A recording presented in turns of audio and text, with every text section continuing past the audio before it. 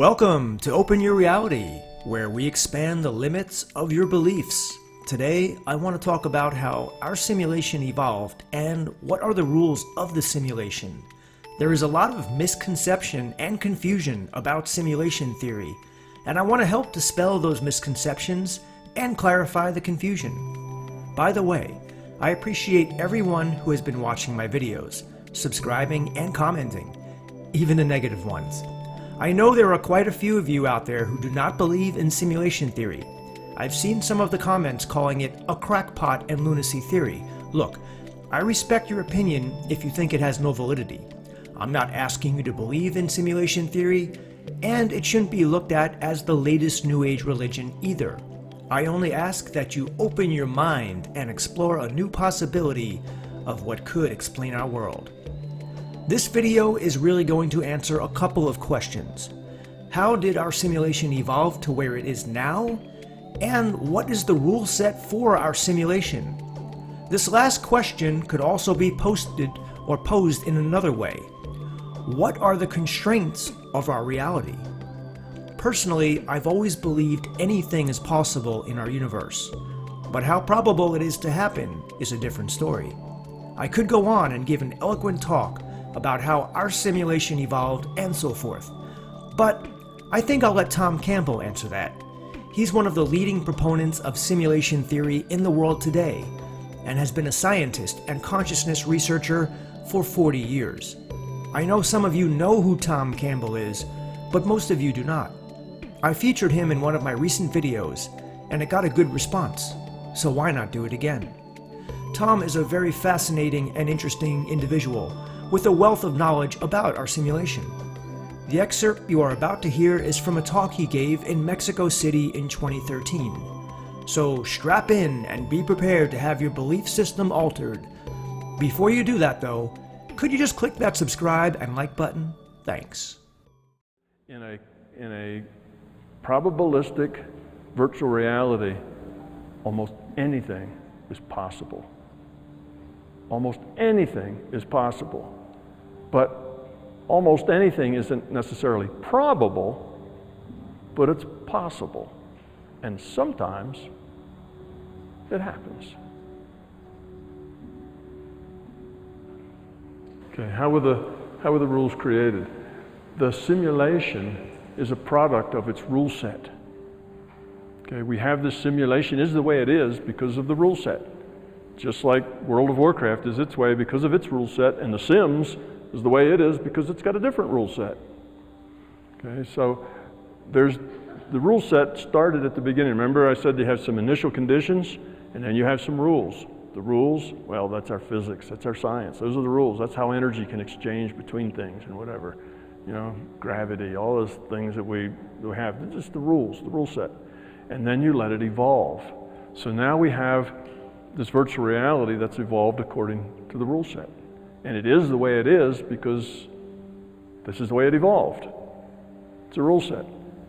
You can't, like I say, we can't jump higher than tall buildings. Only Superman can do that, right? We can't do that, and that's because of the rule set. So the rule set's just it's just the rules that define the reality. That's what creates the constraints, and they come from the fact that they initially were the rules that created the whole reality. So everything here abides by the rule set, because if it doesn't, it wouldn't be here. And maybe it's sounding like a circular argument, but the rule sets are given. When the system was creating a virtual reality, it needed to define the rules of how that virtual reality would work. So those rules were picked. Now, how do we end up just with these rules? That's a pretty good question. If you follow current science, they will tell you that this universe has some fundamental constants in it. And they will tell you that if those constants were even a little bit different, the whole universe wouldn't be stable. It would just fall apart. So there's all sorts of these very particular values of the way things interact with each other. And if that wasn't it, if a rule set for gravity wasn't that it it decreased with r square, with the square of the distance between them, if it was the cube, or if it was, instead of the square, it was the 2.1, totally different place, wouldn't exist. It's important that we had just these rules because they all work together to make a stable virtual reality. What happened, I'm sure, this virtual reality evolved. So the rule set was, let's try this and see what happens. And it evolves out and self-destructs. Oh, let's change that rule a little bit. All right, let it go out and it self-destructs. It's called evolution. So it's not like somebody one day said, okay, here are the rules and here's the initial conditions and we got this reality.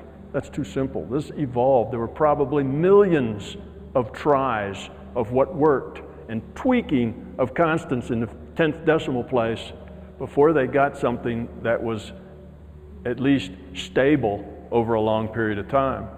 And is this universe stable forever? No. Second law of thermodynamics says that eventually this universe will be nothing but elementary particles, hydrogen atoms. That's because everything disintegrates, everything rots, everything goes away. Yes, we can grow. In the bigger picture, second law of thermodynamics says that everything will go away. Like our sun will one day explode, and when it does, it will expand, and when it does, this whole planet will be just a crispy little rock. So things like that will happen. The energy runs down because now you have coherence in all the energy that's in that sun, but that energy is being tossed off just out into space, right? So entropy is increasing. That's the second law of thermodynamics. In our physical universe, the entropy in natural processes is always increasing. So the universe isn't stable in the sense that it'll be there forever, but they finally got the right rule set to make a universe that's stable enough that it would serve as this schoolhouse. And so we're using it. Now the neat thing about digital simulations is you can always restart. You can always go back to this point and start over again. You can pause, you can fast forward, you can rewind, there's things you can do in a digital reality. So in that sense, you might say that, well, maybe it will last forever because you can always reset, you can change things. You can start another one at initial, you can start another one over. It's a digital reality. So I say almost anything can be done. But that's where the rules came from. They evolved like everything else. And eventually, they found a set that worked, created a stable place where the evolution could continue rather than just blow up. So here we are, and that's why we have these fundamental constants that if they changed in the 4th decimal place, the whole place would disappear, wouldn't be here. And it's like, wow, that's amazing. If we've got all these constants like that, somebody, the programmer, must have been really smart to know just how to set all these things to make it work. It's not that you had a smart programmer, you just had billions of tries. And the ones that succeed, last. The ones that don't, nobody knows about. They all went away. So you don't have to posit, the genius that did it. It's just, there is genius behind it, no doubt. A larger conscious system that can evolve a virtual reality. That's a lot of genius in my estimation, but it just evolves. Well, I hope you guys enjoyed this video. This is purely speculation, but it's possible the creator sped up our universe to the beginning of life or the start of humanity, as nothing interesting was happening before that. So, although our universe is supposed to be around 13.7 billion years old, those billions of years could have passed in a few seconds of time. The reason that we are limited in our world is because of the rule set. Like Campbell said, we can't fly over tall buildings or even run as close to the fastest animals. The rule set is basically the laws of physics. Those laws were tweaked over and over again until our simulation was adaptable to life, which is the Goldilocks theory, or more scientifically known as the anthropic principle. So that's it for today's video. I have a lot more content on the way, so please subscribe. If you have already, you're awesome, and we all know it. Check out these other videos from me, and I'll catch you in the next one.